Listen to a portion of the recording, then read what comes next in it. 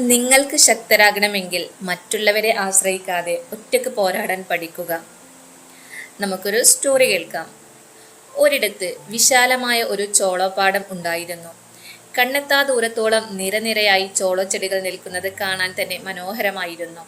ധാരാളം പക്ഷികളും പ്രാണികളും ആ കൃഷിഭൂമിയിൽ കൂടുണ്ടാക്കി വസിച്ചിരുന്നു. ഒരിക്കൽ ആ ചോളപ്പാടത്തിന്റെ നടുവിൽ ഒരു കുരുവി കൂടുകൂട്ടി താമസിച്ചു. കാലക്രമേണ കുരുവി മുട്ടയിടുകയും അതിൽ നിന്ന് കുഞ്ഞുങ്ങൾ വിരിയുകയും ചെയ്തു. വീശിയെടുക്കുന്ന കാറ്റിൽ ഇളകിയാടുന്ന കൂട്ടിൽ ആ കുരുവി കുടുംബം സന്തോഷത്തോടെ ജീവിച്ചു പോന്നു. എല്ലാ ദിവസവും കുരുവി ഭക്ഷണം തേടി ദൂരേക്ക് പറന്നു പോകും. കുഞ്ഞുങ്ങൾക്ക് കൊടുക്കാനുള്ള തീറ്റയുമായി മടങ്ങിയെത്തും.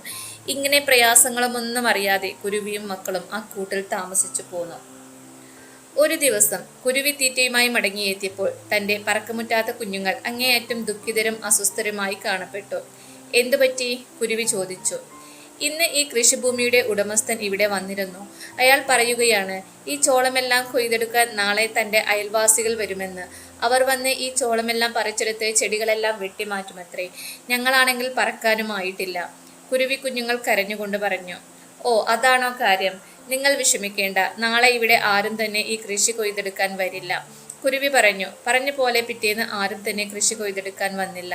ഏതാനും ദിവസങ്ങൾ അങ്ങനെ കടന്നുപോയി. അങ്ങനെയിരിക്കെ മറ്റൊരു ദിവസം കുരുവി ഭക്ഷണവുമായി മടങ്ങിയെത്തിയപ്പോൾ കുഞ്ഞുങ്ങൾ വളരെയധികം സങ്കടത്തോടെ പറഞ്ഞു, കൃഷിക്കാരൻ ഇന്നും ഇവിടെ വന്നിരുന്നു. നാളെ ഈ പാടം കൊയ്യാൻ അയാളുടെ ബന്ധുക്കൾ വരുമെന്ന് അയാൾ പറയുന്നത് കേട്ടു. കുരുവി പറഞ്ഞു, നിങ്ങൾ ഭയപ്പെടേണ്ട, നാളെ ഇവിടെ ആരും വരില്ല. കുരുവി പറഞ്ഞ പോലെ പിറ്റേന്ന് ആരും വയൽ കൊയ്യാൻ വന്നില്ല. കുറച്ച് ദിവസങ്ങൾ അങ്ങനെ വീണ്ടും കടന്നുപോയി. മറ്റൊരു ദിവസം കർഷകൻ വീണ്ടും ചോളപ്പാടത്തെത്തി. നാളെ ഈ പാടം കൊയ്യാൻ തന്റെ കൂട്ടുകാർ വരുമെന്ന് അയാൾ പറഞ്ഞു. കുരുവി കുഞ്ഞുങ്ങൾ കേട്ടു. അവ ഭയത്തോടെ കുരുവിയോട് കാര്യങ്ങൾ പറഞ്ഞു. കുരുവി പറഞ്ഞു, നിങ്ങൾ ഭയപ്പെടേണ്ട, നാളെ ഇവിടെ ആരും വരില്ല. കുരുവി പറഞ്ഞ പോലെ പിറ്റേന്ന് ആരും തന്നെ വയൽ കൊയ്യാൻ വന്നില്ല. ദിവസങ്ങൾ അങ്ങനെ വീണ്ടും കഴിഞ്ഞുപോയി. മറ്റൊരു ദിവസം കുരുവി കൂട്ടിൽ മടങ്ങിയെത്തിയപ്പോൾ മക്കൾ പറഞ്ഞു, അമ്മേ, കർഷകൻ ഇന്നും വന്നിരുന്നു. ഈ വയൽ നാളെ അയാളും ജോലിക്കാരും കൂടി കൊയ്തെടുക്കുമെന്ന് പറയുന്നത് കേട്ടു. ഇത് കേട്ട് കുരുവി വളരെയധികം ദുഃഖിതയായി. മക്കളെ, നമുക്ക് ഇന്ന് തന്നെ ഇവിടെ നിന്നും സ്ഥലം വിടാം. നിങ്ങൾക്കാണെങ്കിൽ ഇപ്പോൾ അത്യാവശ്യം പറക്കാനും കഴിയുമല്ലോ. നമുക്ക് മെല്ലെ മെല്ലെ ഇവിടെ നിന്നും മറ്റൊരു സ്ഥലത്തേക്ക് പറന്നു പോകാം. കുരുവി കുഞ്ഞുങ്ങൾ ചോദിച്ചു. അമ്മേ, നാളെ കൃഷി കൊയ്തെടുക്കാൻ അവർ വരുമെന്ന് എന്താണ് ഉറപ്പ്? കഴിഞ്ഞ തവണകളിൽ കൊയ്യാൻ ആള് വരുമെന്ന് കർഷകർ പറഞ്ഞപ്പോൾ ആരും വരില്ലെന്നല്ലേ അമ്മ പറഞ്ഞത്? ഇപ്പോൾ എങ്ങനെ നാളെ വരുമെന്ന് അമ്മ ഉറപ്പിച്ചു?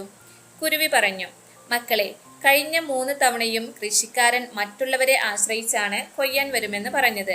അയൽവാസികളും ബന്ധുക്കളും കൂട്ടുകാർക്കും പറഞ്ഞ ദിവസം വരണമെന്ന് ഒരു നിർബന്ധവുമില്ല. അവരെങ്ങനെ നീട്ടിവെച്ചുകൊണ്ടേയിരിക്കും.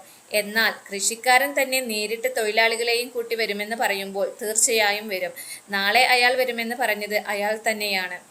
ഉടനെ തന്നെ കുരുവിയും മക്കളും ആ കൂട് ഉപേക്ഷിച്ച് വേറെ സ്ഥലത്തേക്ക് പോയി. പിറ്റേന്ന് വയൽ കൊയ്യാനുള്ള സന്നാഹങ്ങളുമായി അതിരാവിലെ തന്നെ കർഷകനും ജോലിക്കാരും എത്തി. മറ്റുള്ളവരെ ആശ്രയിക്കുന്നത് മനുഷ്യജീവിതത്തിന്റെ സ്വാഭാവികവും അനിവാര്യവുമായ ഭാഗമാണ്. എന്നിരുന്നാലും മറ്റുള്ളവരുടെ സേവനമോ സഹകരണമോ മാത്രം ആശ്രയിച്ച് കാര്യങ്ങൾ മുന്നോട്ട് കൊണ്ടുപോകാനാവില്ല. കഥയിലെ കർഷകൻ വിളവ് കൊയ്തെടുക്കാൻ ആ പ്രവൃത്തിയിൽ ഒരു ബന്ധവുമില്ലാത്തവരെ ആശ്രയിച്ചപ്പോൾ കാര്യങ്ങൾ നടന്നില്ല. പിന്നീട് താൻ സ്വയം മുന്നിട്ടിറങ്ങുകയും ജോലിക്കാരെ നിയമിക്കുകയും ചെയ്തപ്പോഴാണ് വിളവെടുക്കാനായത്. അന്യരെ അമിതമായി ആശ്രയിക്കുന്നത് നെഗറ്റീവ് പ്രത്യാഘാതങ്ങൾ ഉണ്ടാക്കും. സ്വാതന്ത്ര്യത്തിന്റെയും നിരാശ്രയത്വത്തിന്റെയും ഒരു ബോധം വളർത്തിയെടുക്കേണ്ടത് പ്രധാനമാണ്. മറ്റുള്ളവരെ മാത്രം ആശ്രയിക്കുന്നത് വ്യക്തിഗത വളർച്ചയുടെ അഭാവത്തിനും പരിമിതമായ ആത്മാഭിമാനത്തിനും സ്വയംഭരണബോധം കുറയുന്നതിനും ഇടയാക്കും.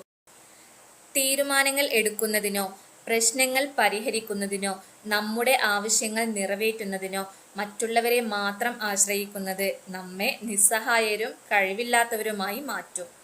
നമ്മുടെ ജീവിതത്തിൻ്റെയും ദൈനംദിന ഉത്തരവാദിത്തങ്ങളുടെയും ഉടമസ്ഥാവകാശം സ്വയം ഏറ്റെടുക്കാത്തപ്പോൾ പഠിക്കാനും പുതിയ കഴിവുകൾ വികസിപ്പിക്കാനും കൂടുതൽ സ്വയം പര്യാപ്തമാകാനുമുള്ള അവസരങ്ങൾ നമുക്ക് നഷ്ടമാകാം.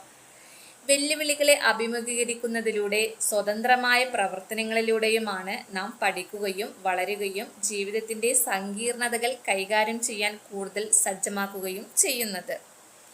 Thank you for watching.